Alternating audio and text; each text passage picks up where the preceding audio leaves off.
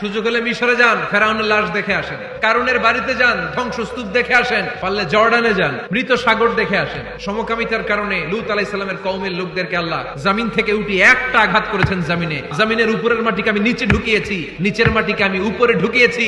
উপর থেকে শিলা আর প্রস্তর বৃষ্টি নাজিল করে পুরো জমিনটারে আমি মাসাকার করে দিয়েছি। ওখানে এখন ডেড সি, লোহিত সাগর, মৃত সাগর। ওখানে কোনো মাছ জন্মায় না, কোনো কাঁকড়া জন্মায় না, ব্যাং জন্মায় না, কিচ্ছু জন্মায় না। লবণের ডেনসিটি, ঘনত্ব এত বেশি, ওখানে কোনো মানুষ ডুবেও না।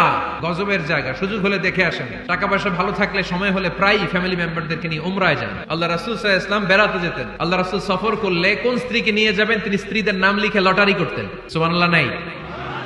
নবদম্পতি যারা, পারলে তোমাদের হানিমুনটা উমরায় সেরে ফেলো। স্বামী স্ত্রী দুইজনে মিলে মক্কায় চলে যাও। আল্লাহর ইবাদত, আল্লাহর ঘরে সিজদা দিয়ে নতুন জীবনটাকে নতুন ভাবে শুরু করো। বরকত দিবে কে? তাহলে ঘরে বা ফ্যামিলিতে সুখ সমৃদ্ধি নিয়ে আসার মাধ্যম